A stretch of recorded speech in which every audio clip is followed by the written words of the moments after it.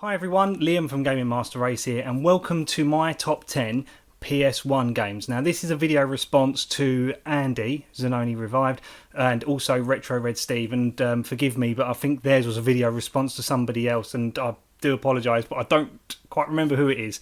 But this is my top 10 PS1 games. Now I must admit, this was actually a little bit easier than I thought it was going to be, picking 10 games anyway. Putting them into a specific order was actually a little bit more challenging. So I'm going to go through my top 10 games, and then I'm going to do some honourable mentions, as Andy did as well. So we'll start off with number 10. Right, so number 10 for me is a game that really kind of took football management games to the next level, and that was the original LMA Manager.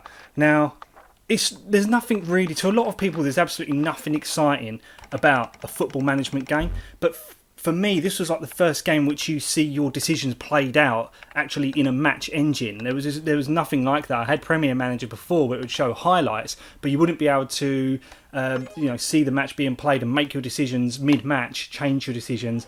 I think in LMA Manager 2001, they then introduced like shout-outs to your team that can also alter the play. For me, again, you can rebuild on your stadium on this. Even the way they do the cup draws, it's so cool. Really, really good. Again, it's got some commentary by Alan Hansen, and it's quite comical. You take a shot and you see a highlight and it says anywhere else and it's a goal, which is obvious. But anyway, yeah, so number 10 for me, LMA Manager by Codemasters. Still strange to know that Codemasters is now owned by EA, and I very much doubt they're going to pick this up, but here's hoping. So number 9 for me, again, this is probably on so many people's list, it is Die Hard Trilogy. Now, the thing that stood out for me, again, like Andy mentioned that this was on a Demo 1 disc, and I think the game that was on the Demo 1 disc was Die Hard 2, if I can remember rightly, and that's what introduced me to the light gun element of this game. And yeah, I had to get this game literally just mostly for that, mostly for the light gun element. But then there was obviously Die Hard 1, which was the third person platformer, or kind of like run and gun type game, and then there was Die Hard 3, which was the driving game, which was also, I think I'd say in order of my favourite games on here, it goes Die Hard 2, Die Hard 3, Die Hard 1, but obviously I've not been able to play the light gun version of this for a very long time, so this is why I'd quite like a CRT television to be able to play it again. But yeah, number 9, again, very influential in gaming for me, really kind of changed the way I kind of look at some games, and yeah, really big for me, this number 9.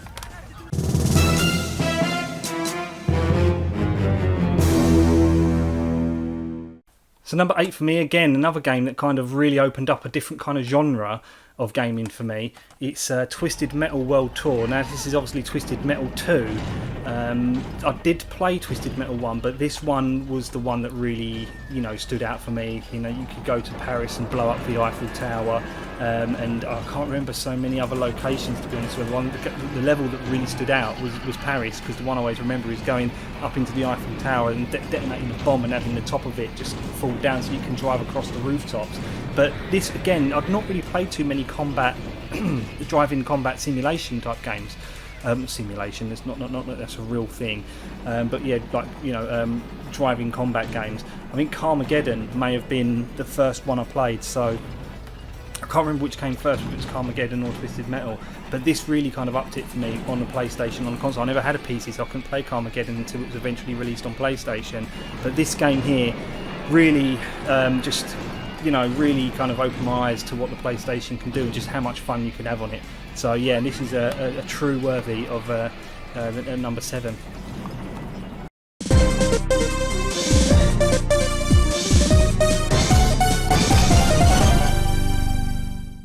So number 7, the true number 7 is excuse me, is actually my most beloved gaming franchise of all time, and that's Mortal Kombat 3. Now, why Mortal Kombat 3 and not Mortal Kombat Trilogy? So when this came out, Mortal Kombat 3 was kind of still in the arcade, and I had the Super Nintendo version, but this was probably the closest we ever got to an arcade perfect conversion. Now, I never really played the PC port, and I've heard that's pretty close as well. But for me, when I played this one, this was almost perfect to the arcade. Obviously, a few things were a little bit different, but other than that, it felt pretty damn accurate. So this really had a huge impact on me, and I remember renting a PlayStation from a game shop in Collier Row. And my dad rented it for me. He had to pay like £100 deposit, and he rented this and Theme Park. And for me, I spent so much time playing this, and I've probably, this is the Mortal Kombat game I've probably spent the most time on. It's one of my favourite Mortal Kombat games, and this is one of my favourite ports of that game as well.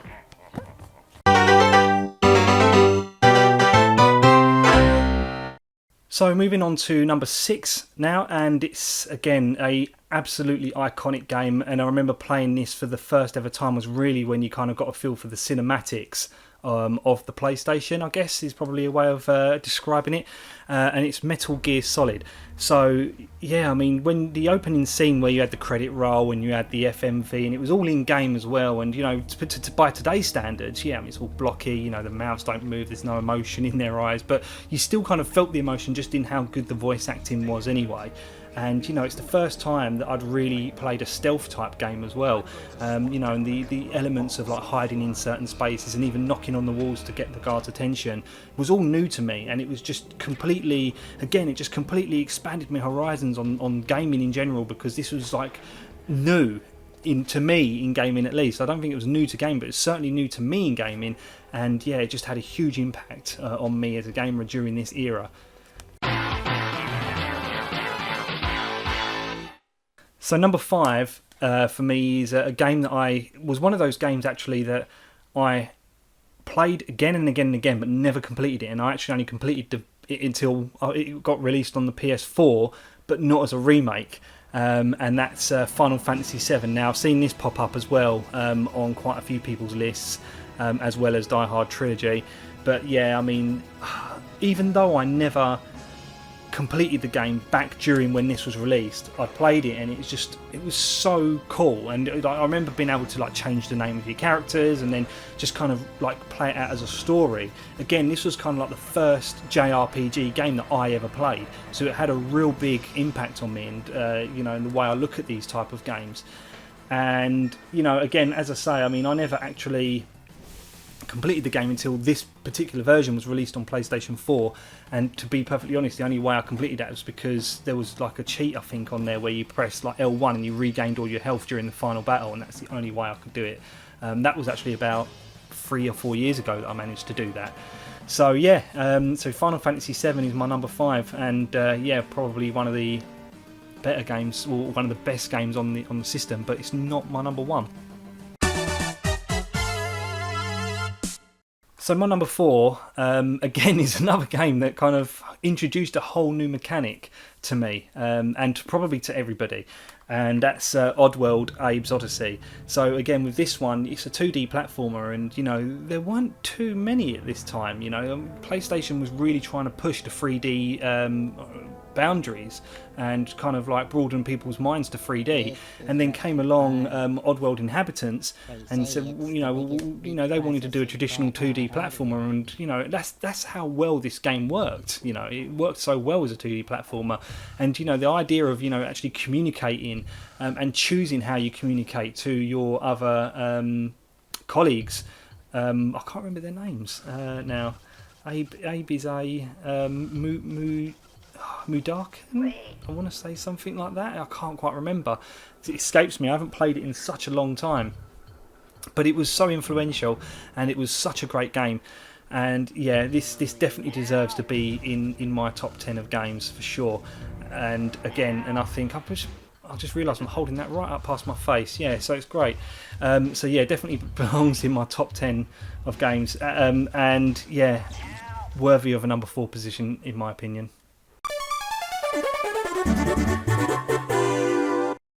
So when I decide my top 10, it's games that mattered to me as a gamer. It's not necessarily to say that I think they're the best 10 games on PlayStation. They're just my best 10 games on PlayStation, if I'm perfectly honest. So number 3 for me is, again, so a game that really kind of took something great and made it even better. And that's SmackDown 2 Know Your Role, WWF SmackDown 2 Know Your Role. At the time they were not WWE, they were still WWF. Now, I got back into WWF, and I will refer to it as WWF because back then that's what it was. I got back into WWF in 1999, just before WrestleMania 15, and that was actually thanks to a game on my honourable mentions that I will mention later. But when SmackDown 1 came out, obviously they had new developers, new publishers, and it completely changed like the wrestling genre for me. I mean, you had WrestleMania 2000 on the N64, and SmackDown was just as good as WrestleMania 2000. And you know, some people say that No Mercy is one of the best wrestling games of all time, but for me, SmackDown 2 was one of the best wrestling games, certainly on this era and on this platform, because you could do so much with the story mode, the career mode. You know, the customization. There were like 50 wrestlers. There was so many different match types, like casket matches, and I think this is where they introduced like I Quit matches, maybe even as well. And ladder matches were introduced into this one. And I remember a friend of mine actually managing to pick up a bootleg version of this game and playing it. It was all broken. Hell in a Cell was another really good one. And yeah, this just really, really expanded on what SmackDown 1 was already, you know, as a great game. And this, for me, was probably one of my favourite wrestling games of this era and that generation for sure. So number 2, again, I've seen this on a couple of people's lists, and it is another fighting game, but this time it's a fighting game that really kind of, again, introduced something new to me, and that's Soul Blade. It's an obvious choice, I think, because it's such a great fighting game. It introduced the Edge Master mode, and the Edge Master mode was something I spent hours and hours and hours playing with friends because we wanted to defeat the opponents and collect the weapons. And I think you could use weapons in like arcade mode and in versus battles as well. It was just such a great game, and it had an amazing soundtrack. And I think one of the things that really grabbed me and captivated me as well was the intro. The intro was so detailed, and the music, it was amazing. It just really grabbed you from the word go. This for me is possibly one of the greatest fighting games on this platform. So yeah, I mean, don't get me wrong, I love Mortal Kombat 3, but this game really kind of 3D fighting games for me. This changed everything, and it's a superb game. And if you've never played it, shame on you. You should definitely play this. Obviously, in America, it was called Soul Edge, and it eventually became the Soul Calibur series. But Soul Blade, as well, for me, is probably one of the best. I mean, this is really controversial, but for me, this is my favourite Soul game in the fighting series.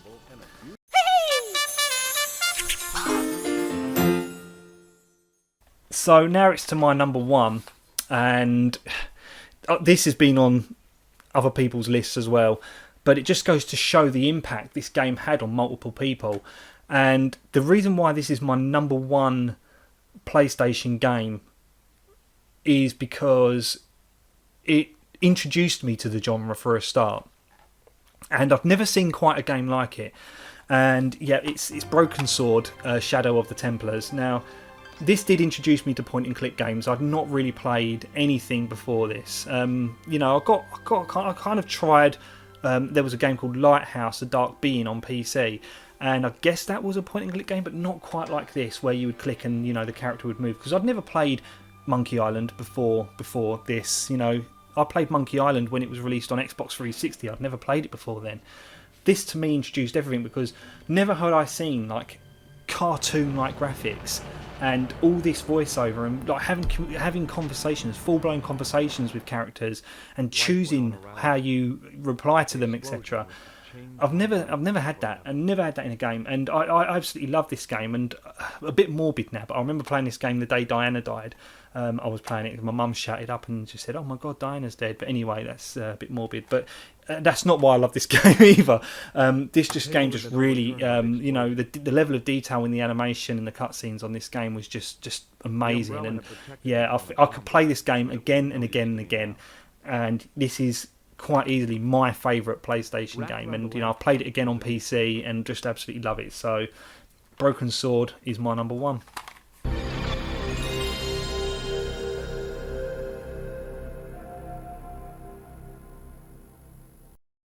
So let's move on to those honourable mentions, and I'm just going to breeze through these. So first off is another point-and-click game, and it's Discworld.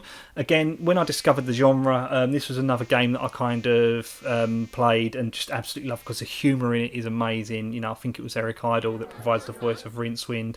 It's bloody hard though. Like some of the puzzles, I would never have guessed how to complete them unless I think I used a walkthrough actually. You know, one of those ones you printed out. In fact, I think I printed out a walkthrough to play it. But yeah, I mean, again, absolutely incredible game. Another point and clicker, and you know, again, this really cemented my love for the point and click genre. And now, when I see a point and click game, regardless of whether I played it or not, I will buy it and I will play it eventually because it's one of my favourite genres of gaming. Second of three honourable mentions, again, it's the game that I mentioned when I was talking about SmackDown 2, about games that got me back into wrestling, and that's actually WWF Warzone. Now, my sister's boyfriend at the time was a wrestling fan, but I didn't really know of that, and he had a video of St. Valentine's Day Massacre, and I think I bought this game on a whim, because I used to be a huge wrestling fan when I was a kid. You know, huge Undertaker fan, you know, back in the days of Hulk Hogan, Undertaker, Jake the Snake Roberts, Macho Man, Randy Savage, and I figured, well, I haven't watched wrestling in such a long time, I just really fancied playing a wrestling game, and I remember playing Super WrestleMania on the Sega Mega Drive, so I took a punt at this, and yeah, I mean, it felt so real, and you know, back again, we're talking in, you know, 1998, this felt real to me. You know, the graphics were amazing. I remember seeing the texture because I had a big booklet as well on it, and it showed you like the renders of the wrestlers that they did, and I remember looking at the renders that they did of Goldust and thinking, oh, the textures are amazing because it looks real, and the faces looked so real. And yeah, this really got me back into wrestling. I played this, and then I watched St. Valentine's Day Massacre, and I was hooked. And I've been a wrestling fan ever since. The only reason why I don't watch it now is because it was kind of taken away from me. It's now on BT Sport, and I couldn't justify paying £20 for BT Sport as well as the £70, £80 I was paying for Sky just to watch wrestling. So unfortunately, I didn't have a choice. But yeah, that's an honourable mention there for me. My final honourable mention is another game that kind of introduced me to FMVs, I guess, like an FMV type game. It's kind of like an interactive movie, I guess you could probably say, and that's Star Wars Rebel Assault 2. Now, again, it's mostly FMVs. From the very word go, it's kind of like it's an FMV basically, and then when you play the game, it still kind of looks like. Not motion captured, but like, you know, real life images, you know, kind of how they did with Mortal Kombat, you know, used real time animations, you know, actual like grabs of the, I can't remember the bloody word, I've got a brain fart now, but grabs of like the characters.